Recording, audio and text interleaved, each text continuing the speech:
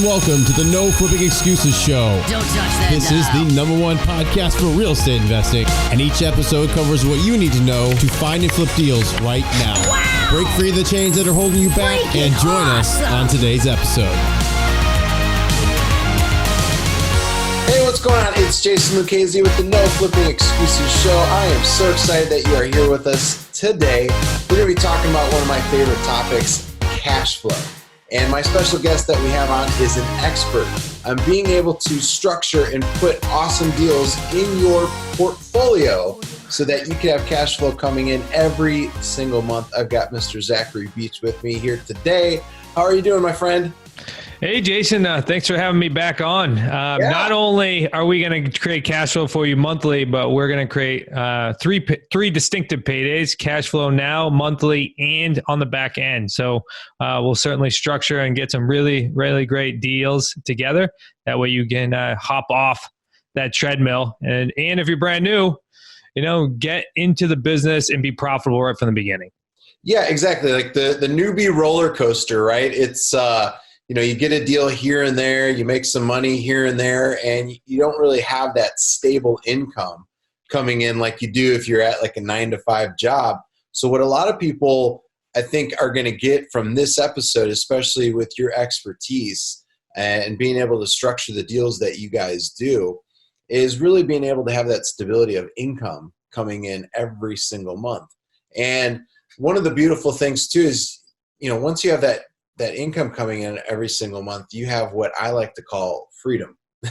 You have that freedom to be able to do what you want on your terms and live life the way that you see it. And a lot of folks don't have that luxury. They normally work themselves to 65, 70 years old, and they have enough retirement money for maybe 2, 3, maybe 5 years at most.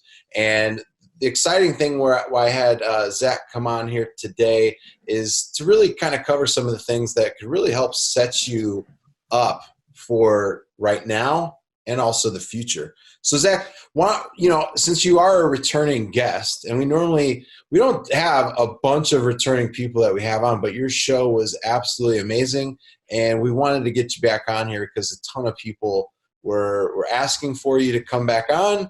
And I just felt that it would just be an awesome show to have you back on. So for folks that don't know you or haven't seen that episode where you came on, why don't you just fill them in a little bit about yourself and, how long you've been in the business? Fantastic. I appreciate you having me back on. I'm always excited to reconnect with you, Jason. I think both our teams do really well together. Yeah. So now I'm Zach Beach with Smart Real Estate Coach, part owner of the business. I work alongside my father-in-law, Chris Prefontaine. You mentioned On Your Terms, Living Your Life on Your Terms. That was actually our first Amazon best-selling book, was Real Estate on Your Terms. So that was a good little connect there. And then also my brother-in-law, Nick, and we primarily buy properties on terms. So lease options, owner financing, or subject to deals. So I got involved in the business roughly 4 years ago. And before then I was a personal trainer and bartender. So zero experience in real estate. And I was always mediocre at everything else I did. So surprisingly, I, after hard work and put my head down to the grind, real estate eventually became natural, right? Overnight success 4 years later. So, now I'll be full-time in real estate for 4 years in April. Nice. So it's been a fun ride, and constantly the great thing about real estate is if you actually try to perfect your craft, you're able to create better and better deals to create that long-term wealth over periods of time. So I can tell you that my deals now are 10 times better than they were before because of the experience. So it's been a fun ride. That's awesome, man. And, in the beginning of the show, we were talking a little bit, not me, but you were talking about 3 different ways that you guys structure your deals. And I really like that. And I know we talked about it a little bit on the last show, but maybe we could jump into it a little bit more in detail. And I know we're going to be having a special training coming up so for those of you that really enjoy this episode, we're going to be having a special webinar training to where, Zach's going to have slides available, and we're going to be showing things, in a very fine way to where you could take notes. You'll be able to grab a bunch of great information off of that episode. So keep a lookout for an email from me with a link so that you could come and join the training webinar. But Zach, let's talk about those 3 ways, buddy. Let's talk about number 1, and then we'll progressively go to number 3. Yeah, absolutely. And on the live training too, before we dive in, we're going to walk through a whole bunch of deals. So if you don't catch and you're not 100% sure on how to structure deals in this 20 minutes, then I promise you we'll dive into it even further. That way you'll have the tools and techniques in order to go out and get some deals done. So when we're looking at 3 paydays, we structure in some deals, we create a 4th payday. But what's most important is each one of our deals creates different streams of income, which is most important for you to be able to step off the treadmill and to be able to create a business that you can eventually leave your job for. That way you're not working to 65, 70 years old. You're working to hopefully 30 or 40 years old. And that way you have a real estate business and entities that you can live off of. So the way we structure our deals, so if you look on the front end, meaning the front end, I say, is working with the sellers. If you structure the deals correctly, like buying it on a lease purchase or owner financing or sub 2, then you're not using your own cash, credit, or investors' money in order to do so. So if you look at from that standpoint, any of these paydays that we then create, it's infinite return because you haven't put any money down. Right. So let's walk through just some basics. That way you guys can see how the 3 paydays work. So on the front end, what you'll do is you'll agree upon a price with a seller. And this could turn for any of the options I talked about, but you agree upon a price with the seller. You then would take over any and all responsibilities of the property. So the monthly payment. And then you agree upon an end date in the future. Some of our deals have an end date. Some of them don't. Like a sub 2 probably doesn't have an end date. And then once you have all that established with your seller, you then go sell it to what we call a tenant buyer, or a buyer that's just outside of financeability. And that's where you're able to create your 3 paydays. So pay number 1 is the non-refundable deposit you can collect from your buyer. What you'll do is you'll sell the property at a higher price, at a premium, because your buyer is locking in their price today for, say, a 36 or 24-month term. That way they have the option to purchase the property on before that time frame. And then, so that's pay number 1. On average, our average is roughly $25,000 to $28,000 for that non-refundable deposit, that payday 1. Sometimes, full disclosure, sometimes that payment is not collected all at once. And if you show up for the live training, we'll show you how that breaks down. But on average, somebody's going to come in with roughly, say, 5 to 7% down now. And then what you'll do is you'll structure some additional payments that are that come directly off the purchase price throughout their lease payment, or throughout their lease term. Yep. So that adds up to roughly $28,000. Then you'll be collecting. So pay number 2 is the difference between what you have to pay the seller or the mortgage company and what you can collect from your buyer. On average, that's roughly $300 to $400. So not huge cash flow. Some of them are, $1,000 plus. Some of them, are lower. When we look at a deal, it's all the terms together, not just specifically cash flow. And then pay number 3 is the profit on the back end, that once a buyer goes and gets their own financing. So if you take any additional premium that you're able to establish when you first sold it, and all the principal pay down that you're getting from the property. Super important. What makes us different than a lot of others out there doing lease options, especially lease options, are that we lock in the seller's equity day 1. That way we get the benefit of the principal pay down over time. So just for example, I agree upon a purchase price of $250,000 with a seller, and the seller owes, say, $200,000 on the house. What I'm really doing is I'm locking in the exact mortgage balance of $200,000 plus the $50K that's due at the end of their term. Yeah. As we all know, as the time goes on, the principal is coming off that property every single month, which, number 1, it creates some stability for you. I mean, if the market slows down or even dips, you're okay still, right? It becomes more of a recession resistance type of option. And also, if the market appreciates, then you're getting more and more profit off the back end. No, that's awesome, dude. So there's obviously some ways that you could build up the funds in there. Let me ask you this. Where are most of the tenant buyers coming from? I know we're going to be going over that, but for some folks, they wanted to know that previously on the last podcast. And I know we covered it a little bit, but I wanted to ask you that question again, see what you guys are doing. So from a national standpoint, it's roughly 70 to 80% of buyers cannot qualify for a loan today for various reasons. Like myself, I bought my own property on a lease option, and it's because I'm self-employed. So what I was able to do is agree upon a price with the seller, lock in my terms with them, and be able to purchase a property before I could actually qualify for a loan. Or you're talking about a buyer who needs credit repair. So again, needs time. So it's 70 to 80% of the market out there cannot walk into a bank and get a loan. So that's where our buyers are coming from. Because, for example, one of our first properties that we ever did, we bought it. It's down here in Newport, Rhode Island, and there was this mason who drove by this property. So there's a for sale sign with a realtor for like 6 months, and the same self-employed guy drove by that sign on a daily basis, and he did not call the realtor because he knew he couldn't qualify right now, either due to his credit or he needs seasoning. But as soon as we put the property under contract and we were buying it on a lease option, we put the sign in the yard. He then called us, and we were able to structure a deal. He had over 10% down on the property, but he just needed time in order to qualify. So there's those buyers out there that are driving by houses right now that just know that they can't qualify for one reason or next. So they don't know that there's another way, so they continue to rent. Yeah. So we're providing that path to homeownership that most people don't know exists. So true. So out of those 80, I just want another disclosure. So out of those 80, obviously not all of them are good. But there's a large amount of them out there that have the right debt to income ratio. They just need some time to work on their FICO scores. They have good cash flow. They have a deposit. They just need time. So that's who we work with.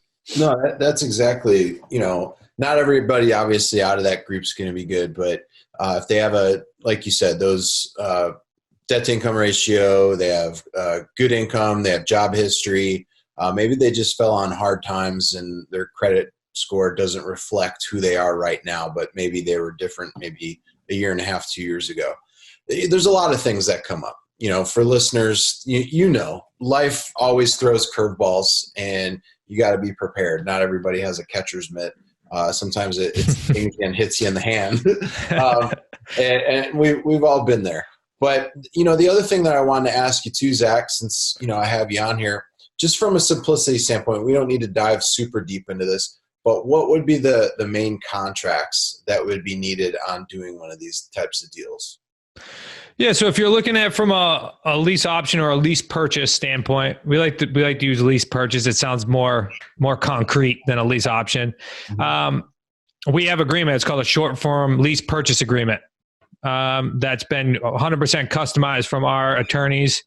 If you were ever out there and you're looking for contracts and you're looking to dig in further, we offer up all of our contracts, which we spent tens of thousands of dollars on in our QLS home study course. So the number one course that everyone goes through our company, they're all in there. So you get our entire module, they'll walk you through step by step. But for a lease purchase agreement, you have that plus any and all the other additional contract outlines that you got to get signed.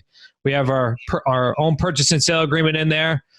Also, we have the protective clauses if you're buying a sub 2 in there as well, like the due on sales clause and all of that in there as well. So all of our contracts, purchase and sale for basically anything besides a lease purchase, and then a lease purchase as a short form lease purchase agreement. Okay, so nothing too crazy. No, absolutely not.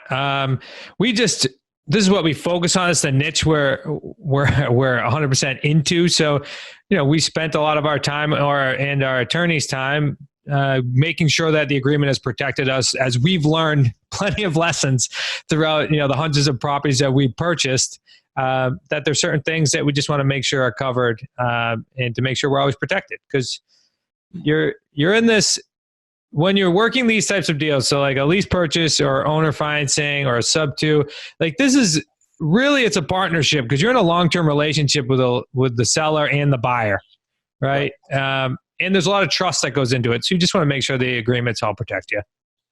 So let me ask you this. Who do you like from an investing standpoint having more of these properties in your portfolio? A renter or an individual that is buying on terms through you? We have a small group of rental properties. We primarily focus I'd rather have a buyer in my house because I don't want to be a property manager. Yep. I'm not trying to get called in the middle of the night. Right. So I would much rather sell on a lease purchase to a potential buyer. That's how our model's built. Or if you want a long-term deal and you own the property, then sell it. And I'm a big fan on selling on seller financing, as long as you're getting enough deposit down, Yep.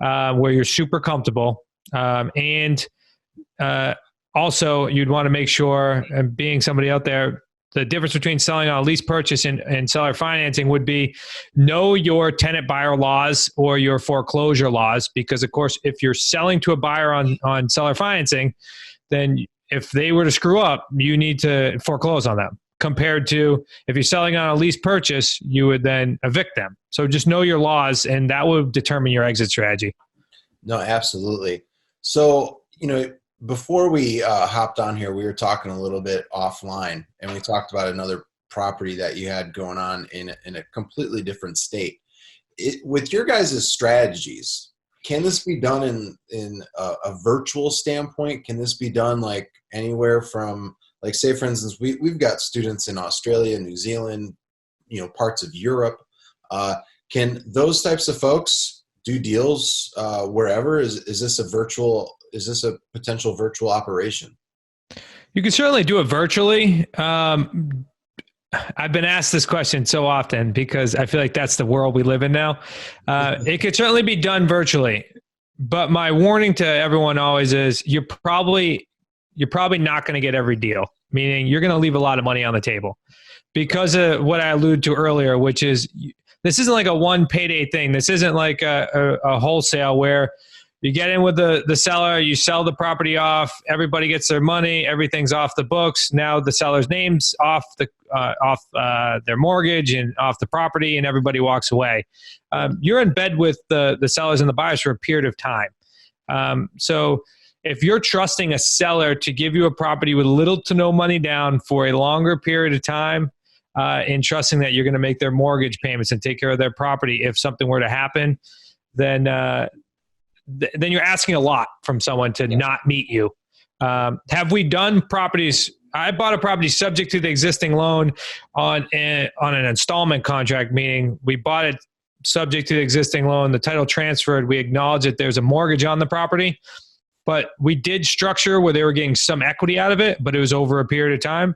Yep. And we did that. Great deal. It's going to be well over six figures when it's all said and done. I never met the wife or the husband, but they had a very specific circumstance, meaning they were going through a divorce. They really didn't have many options. But not all of our sellers are in a desperate scenario. Some of our sellers are looking to maximize their return, not pay a realtor, things like that. So it can be difficult. And then also from your standpoint, you would want to make sure, because you're buying this property on a long-term basis, that you're at least getting a team member to go see the property, so that way you know what you're taking over. So it's both ways. And if you're looking to specifically do it virtually, just make sure you get some boots on the ground. It could be one person in that area. So if you want to buy in, like if I wanted to buy in like Southern California, I would just make sure that I built a relationship with one person that I could have do appointments. No, that's great. That's great. And for folks that might be just maybe starting off with being a real estate investor, to me, an investor is somebody that it's not just like a one one-off deal, one-off deal. That's it. You're paid, you're done. Investing for me is, you're having that monthly income coming in no matter what. That to me is the investing. So with individuals that are listening to the show, Zach, they're just starting off. Can they be doing majority of this work themselves? When do they need to potentially get like a team member in place? Yeah, it's a great question. So a majority of our students or associates, as we call them, that we lock arms with and do deals with, are solopreneurs. They start out at that point. I think, in my opinion, you could do 1 to 2 deals like this a month consistently with probably an assistant. Like you handle, the buyer and the sellers, and your assistant handles the paperwork and the processing. So you could probably do 6 to 10 deals without even thinking about an assistant, but you probably would go crazy. So I would always recommend that you get an assistant sooner rather than later, because there's that saying, if you don't have an assistant, you're an assistant. So, everyone can start as a solopreneur. If you're looking to do, say, 12 deals this year, you can certainly get it done. I know a lot of investors out there that can muscle their way to like $1 million in profit with doing it on their own. It's just they go crazy doing it. So It just depends on your sanity, your time frame. I'm a big fan of delegation and elevating. So maybe let's do 6 to 12 deals you can get away with doing it on your own. Well, the thing that you were talking about too, and I'm going to take the lowest amount here. So let's just say somebody does 12 deals in a year, and they are collecting $300 per month off of those, and we times that by 12. That's $43,000 just from those 12. A lot of people, in order for them to feel comfortable to like leave a job, I would say, I had an engineer on the show not too long ago. He was making about 75, 80 grand a year. So that would roughly be about 20, 22 deals at the low end of $300 per month. If you're making $400, it might be 20, 21 properties, and you have that monthly income coming in every single month. And that's just from the monthly standpoint, Zach. That's not talking about the upfront funds that you can be making too. So you're really in a position where you could be doing this, pretty successfully within a very short period of time. And you could start really focusing on building up the revenue monthly right now, and you could also be building for the long term as well. I really like this strategy a lot. This is something where people need to be doing this in their business. Wholesaling is great, but you also need to be focusing on building up your own income from properties like this, especially if you don't want to be coming out of pocket and building up maybe private money. Maybe private money is kind of a thing that you're having a difficult time with. Well, this solves that right there. It solves it. Yeah. Then the truth is too, most people that start off wholesaling, unless you're going to scale it over a long period of time with expertise, that it's the entry level into real estate. So what I suggest, especially if you're starting to get more advanced as a wholesaler, is be able to take these types of options and turn yourself into a transaction engineer, meaning a lead comes through your desk. Okay, you can wholesale it, or you can buy it on a lease purchase, or you can buy it on, buy it subject to. So there's so many deals out there. So prime example. So primarily if you're going to wholesale a deal, you're going to make sure there's a ton of equity in it, or at least some equity to be able to negotiate. Right. If you get a lead across your desk where they're selling roughly for what they owe, well, now you're talking about a good sub-2 deal. So that allows you to be a transaction engineer. So I can guarantee you, if you go on your database already, there's already deals sitting in the table that you don't have to pay any additional money for, and you can convert a couple of these other deals. And again, our average low end of the country, low end, it's $50,000 per 3 paydays. High end, it could be up over 200,000. We just did a deal with our associate and coach, is a certified coach for us now too, out in Fresno, and he's got a deal that's projected, if it goes to full term, is going to be over $200,000. So, nice. all you gotta do is just take a look at it from a different angle on some of the leads you already have, and you can produce some great deals. And continue to do your wholesaling if that's what you want, but just add some new, feathers to your hat. I like that a lot, man. I really like that a lot. And I know we're coming close here on time. So let me kind of ask you some questions here before we wrap, man. From maybe let's talk about this. What's a good book that you would recommend? Because I really like asking that question to folks like yourself that, are successful. They're doing really great things from a business standpoint. What's some stuff that you would recommend? Because you've come a long way in 4 years from being a personal trainer and a bartender, man. So you've got to, besides obviously the father-in-law and all that kind of stuff, what's been some stuff that's got you to the place where you're at right now? Oh, the number one thing is personal development. I basically have zero reason to be successful. I was mediocre in high school. I almost failed out. I was, your average student in college. I just went to college because all my teachers said I couldn't go there. I battled, drug addiction. If you're from like my area and you're my age, there's that whole opioid epidemic, and that stuff was crazy growing up. So it was like cocaine in the 80s. So everybody I know is affected by it. I was certainly affected by it. So I had zero reason to be successful in this. What I realized when I was kind of coming out of all that is I needed to fill a void as far as positivity and personal development, because I knew I was built for something better than where I was at. So personal development was huge. Started reading books. I started with just YouTube videos, like listening to Bob Proctor and some of those other fantastic people. So I focus heavily on personal development every single week, if not every day, doing something that's going to drive me forward. So listening to audibles, listening to podcasts. I don't know if you follow Ed Millett. He's got a great podcast right now, Maxed Out. That I look forward to listening to his podcast every week. So personal development, number one. Number two would be journaling and personal reflection. I'm a head case, so I have to get things out and think things through.